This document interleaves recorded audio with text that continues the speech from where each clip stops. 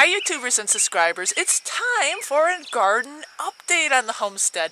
The first tour that we took had really great feedback, and we had lots of questions about the type of gardening that we're doing. We used a revised method of the Back to Eden gardening, and it has worked very, very well on our homestead. But we have a real particular set of issues here. We had really bad soil, we had lots of rocks, we have clay, we had bad drainage. So our revised method with adding our own composting and adding some of the other amendments that we have created on our homestead works really well. But I will say, for any person who is starting a new garden, all you newbies out there, and there's a lot of people who are coming to our channels who are new, and I've been asking really great questions, know that there's great resources out there, lots of different methods out there, but always think about your particular situation. What works for the guy in one state, say in California, may not work over in Minnesota. And the same thing, if you're out in Georgia, what gardening method works for the people over in that region may not work for the guy down in Arizona. We are really self-contained here on this homestead with our food scrapping, our human manure composting. We've got chickens now. You know, everything that we do on this homestead, we look and plan, and we see what is going to add to our self-sustainability. And one of the reasons why we got chickens wasn't just for the eggs, it was for the manure. And so you have to think that way when you are really serious about becoming more self-reliant, because it is a whole continual circle, and you are part of that ecological circle, and you want it to be as productive and as efficient as you can. So come along and let's do the tour today. I'm so excited because things are just exploding, and it's so cool. Okay, seeing is believing, people. Look at this. These are the potato plants, and I'm so excited because the experiment, I don't know what experiment is working out better. These were the direct sow, right into the ground with wood chips on top. And look at the growth here in this patch. Just phenomenal. I think there was about 7 inches of just wood chips on it.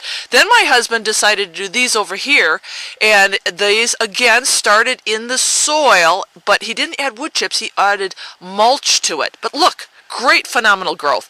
And these two had dirt with a little bit of mulch on top. I don't know, the proof definitely is in the pudding. Everything is exploding. Is one method working better than the other? Not really. They all are looking outstanding. So, okay, but the rest of the garden, this is a jungle. Look at this area. We do, and I haven't talked about this before. I've always said, you know, we have edible landscaping. We do a permaculture type of gardening here, and we mix different vegetables and plants together that are compatible. We use a lot of flowers, different types of wildflowers to bring in the bees on our homestead. We use the recycled tires. That's all part of permaculture, people. That's all part of permaculture. And I'll do a video one day on the permaculture and how we have incorporated into the success of this homestead. But this is kind of a classic permaculture bed because it's got a little bit of everything. My cabbage plants are just doing outstanding. They're mingled in with the broccoli plants, which my husband has been nipping on like a deer. Then we've got, I think, a pumpkin plant in there. And I think we've got a tomato plant in there. I mean, they're all coexisting quite well together. And again, with the wood chips, a big layer of wood chips on top of this bed. And these peppers, I know you guys might not get as excited over them as I am, but these were started from seed. And we had such a horrible time starting our peppers from seeds, and these survived. And look, they're actually getting super tiny peppers on them. What my husband did is, this method really worked. He transplanted them, and they were about this small, put them in the ground, and because peppers really love heat, he cut like lemonade and juice bottles in half. They were plastic clear, and put them over the plant themselves, and it acted as a greenhouse. And I tell you, these things stayed with us, and they look great. I gotta show you guys my celery. Look at this celery. It is so beautiful and lush. And you know, this is the thing. It has been 100+ degrees on the homestead. This is no lie. And you can see we get full force sun. And celery needs a lot of moisture. It's a root plant. But you dig on down here and you rake back all of those wood chips. And what do we have? Oh, it's getting cool. It's getting cool. And I dig right in there. And look at that. Can you see it? It's beautiful, moist soil. Look at that. That's the beauty of having this thick, thick layer of wood chips on with compost, because we don't have to water this. I think we've watered twice so far. So now I'm going to show you guys my pepper plants, and they are doing outstanding. The growth is phenomenal, and they look so healthy. But a couple weeks ago, my husband noticed that they weren't as green as they should be. And he does have some tricks up his sleeve, and one of them is Epsom salt. Yes, Epsom salt. If you don't know about this garden trick, you'll know about it now, because Epsom salt actually has magnesium sulfate in it, and plants like peppers and tomatoes love magnesium sulfate. So if you see your peppers or your tomato plants getting a little on the yellow side, not as green as they should be, what you do is you take about a tablespoon of that and add it to your plant. Now, because we have such thick wood chips, he had to, push back the wood chips, sprinkle the Epsom salt on the base, and then water it. But you could also add 1 tablespoon of Epsom salt in a gallon of water. So cute. And pour it on the plant, okay? And I'll show you how beautiful these look. Aren't you? Oh, you're doing so good. Oh, we just got some rain, so I had to take a break. But look at this. I want to mention real quick. Okay, beautiful peppers. Epsom salt works really good. And remember I said about that chicken poop? We have been sprinkling chicken poop on top of the beds here. And don't freak out. You never want to add chicken poop directly, especially fresh chicken poop. You need to age it. But we are adding it now because we've got these thick beds. You can see how thick these beds are. This is all basically wood chips, and you have to dig down really, really deep to get to the soil. So over time, nature will take its course and break down that chicken poop, and that's why we can add it now. We're not adding it directly to the soil, people. We're adding it now to the top of the bed. And like with this beautiful rain right now, over time, that stuff will start breaking down and sifting down into the soil, and it will just add. But look at these beautiful peppers. I get so excited. Look at that. They're just really exploding. They're healthy. They're big. And every plant has some type of pepper on it. Look at these. They're so tiny. And the cool thing is, these peppers, they start off really small. You can see these are kind of short plants. And then they start loading up with peppers. But then after a while, they will get some height. Look at these are my bananas. And look at every plant. So I've got so many different varieties. I've got bananas. I've got red peppers. I've got orange peppers. I've got lots of hot peppers. Look at that. Ooh, bang. Flowers. Lots of flowers. Oh, there's another one. Oh, these are, look at that. Oh, they're everywhere. And these, oh, I think these are, you can't see them, but the other side, those are jalapenos, Hungarian waxes. Oh, beautiful. Some more, those are like hot chilies. I love my peppers.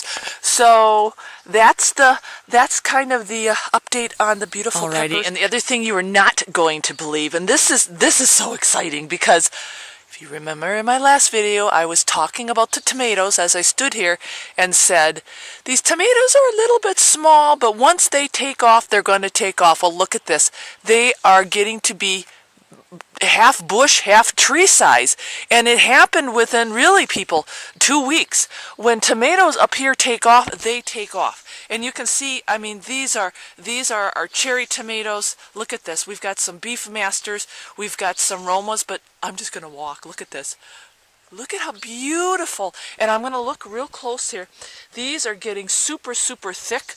They're turning into like like I said, tree stumps, and they all are getting flowers on them. They're getting so big now that my husband is doing the cages, and what we did to save money, instead of going out like to Home Depot and buying the regular tomato cages, which we find just aren't big enough, simply because these things, you can see how big they are already. They don't hold really well. So last year we did like the string method, and we put some stakes in, lots of stakes, you can see them over there, the remnants of them, with a lot of strings.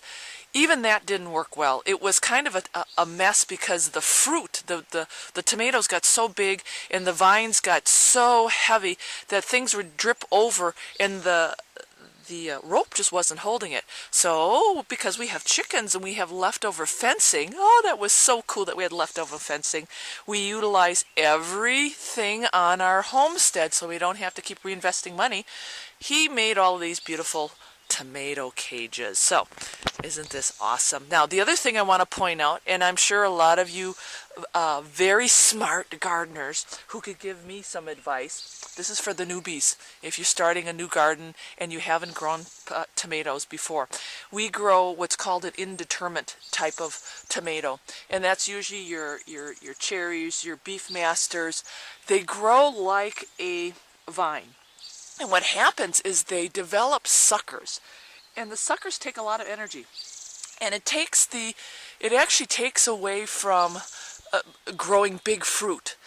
What you want to do is usually my husband comes out here every day, but say every couple days, you need to go through your plant and look for the suckers. Now suckers are like tiny new branches, and they sprout in the spot usually between a branch and a stem.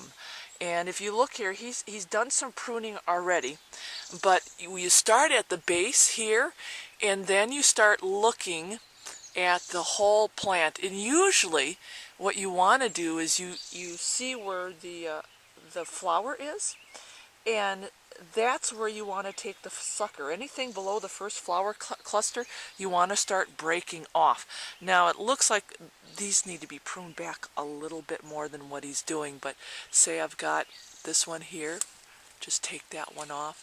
There's another one here, just take that one off. This one here, and you see how easy they just kind of pop off. Now this one, this one's too big. This should come. And if you don't do it by hand, you can take little clippers, but don't be afraid. It's like, oh, I'm ruining my plant. You are not ruining your plant. In the end, what's going to happen is all that energy is going to go up into your fruit, and that's where you want it. Now look at this. He needs to do a better job at this. There's way too many on here.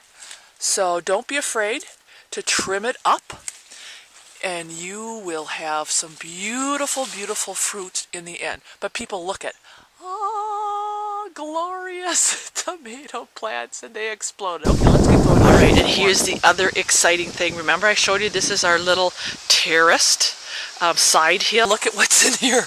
Oh, I am so excited. We've got, these are our yellow, oh, they're everywhere. Look at that.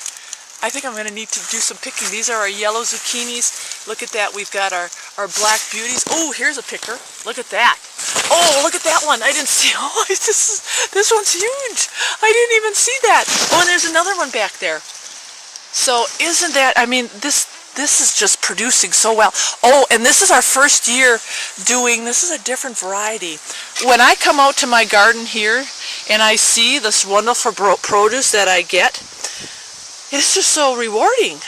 I mean, how can this not be rewarding? This is just, you created it from seed, and then it grows, and then you pick it. So the key to starting a garden is to think outside the box, try something different, but whatever method you choose, try to stick with nature. That really is your best way of gardening, because you know what?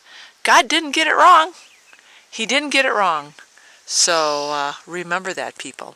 All right?